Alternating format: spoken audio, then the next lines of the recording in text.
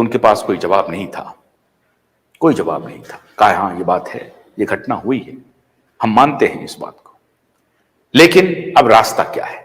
अब रास्ता क्या है? रास्ता यही है कि आप जल्द से जल्द बेचिए संपत्ति को। कानूनी पचड़े में नहीं पड़ना चाहते हैं कोई निवेशक, कोई नहीं पड़ना चाहते हैं। वो यहां वहां जाकर के केस लड़े, आपको दें, वकीलों को अपने साथ लें।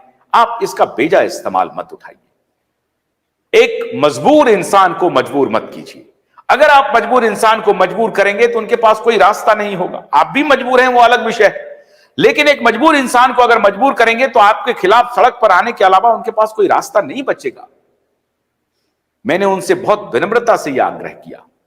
तो आज मित्रों, आज सहारा के हमारे बहुत सारे सुधी निवेशक हमारे साथ जुड़ रहे हैं। उनके लिए यह बात जरूर है कि यह बात जो अभियान हम लोगों ने शुरू किया था वो आहिस्ता आहिस्ता रंग ला रहा है और सहारा प्रबंधन अब इस बात को स्वीकार करने लगा है कि हमें अब कोई रास्ता नहीं है, हमें पैसा देना ही होगा और कोई रास्ता नहीं है। हमारे साथ अब जुड़ रहे हैं बहुत सारे बंधु,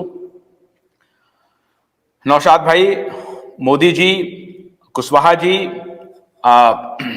अभय शुक्ला जी और बहुत सारे लोग हैं जो अक्सर जुड़ते रहते हैं इन्होंने अभियान को। और आपको भी मैं सैल्यूट करता हूं साहब, आप सबको सैल्यूट करता हूं।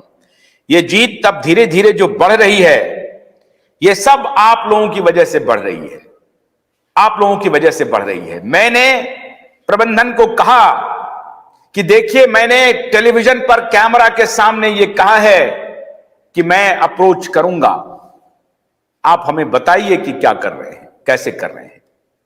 तो उन्होंने यही कहा कि हम पूरी शिद्दत से अब ये कोशिश कर रहे हैं कि हमारा जमीन बिक जाए, हमारा जमीन बिक जाए और बिक करके हम उनको दें। हमारे पास संपत्ति की कमी नहीं है, संपत्ति की कमी है, हम व्यापार फिर चला लेंगे, हमें अपनी साख को दोबारा बहाल करनी है। तो ये एक जो उनके दिमाग में या उनके मन में जो ये बात थी, आज मैं चाह रहा था कि निवेशक बंधुओं से शेयर करूं।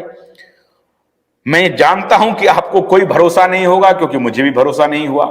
मैं ये सवाल ऑलरेडी उनसे पूछ चुका हूं कि आप तो कई बार पब्लिक डोमेन में आके बोल चुके हैं, अखबारों में विज्ञापन दे चुके हैं, ये सारे सवाल हमने अदालत में उठाए हैं, पब्लिक डोमेन में मैं उठा रहा हूं।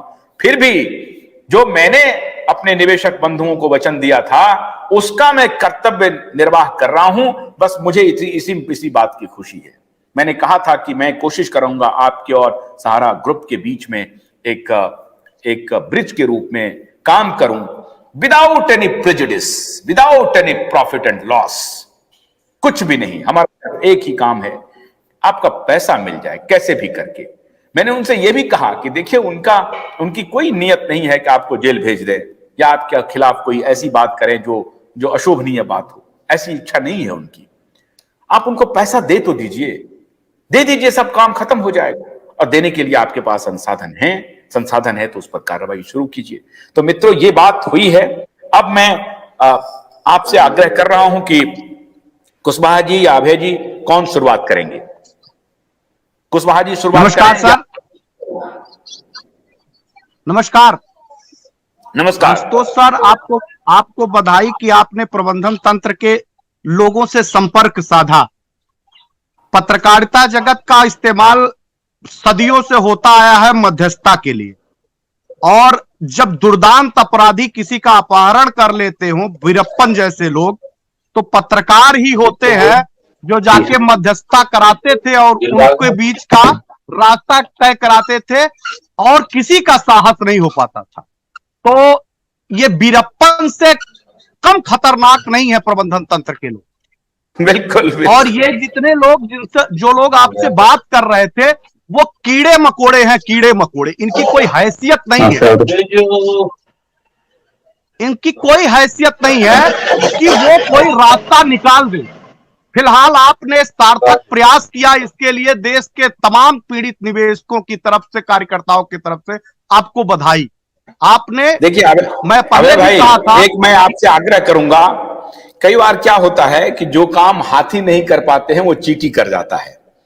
तो जो अगर छोटे भी, मान लीजिए कि छोटे भी अधिकारी हों, तो उसे थोड़ा भाषा पर नियंत्रण रखें तो हम लोगों को अच्छा रहेगा। क्या आवश्यकता, मैं आपकी नाराजगी को समझता हूं, मैं आपकी नाराजगी को सम्मान भी करता हूं, लेकिन आशुतोष सर नाराजगी कोई है ही नहीं, नाराजगी कोई है ही नहीं। ये पीड़ा, ये दर्द है, और ये दर्द ऐसा नहीं है कि उन कीड़े मकोड़े टाइप के अधिकारियों के घर पे हुआ हो। एक ही तो विकेट अभी तक गिरा है, एक ही विकेट गिरा है, उनके परिवार के लोगों को उनको उसका असर मालूम हो रहा होगा। जो जोनल चीफ थे, एक अभी जल्दी ही उनको जब ये लगा कि ये सब फर्जी है, पोर्टल भी फर्जी हो गया, तो अचानक उनकी सांसें रुक गई, अचानक उनकी सांसें रुक गई। एक वो परिवार 3000 लोगों के जान की श्रद्धांजलि थी, और उन्हीं तरह के कीड़े मकोड़े के लोग हैं वो। मैं इस नाते कह रहा हूं कि अब वो सब मामला बहुत दूर तक जा चुका है,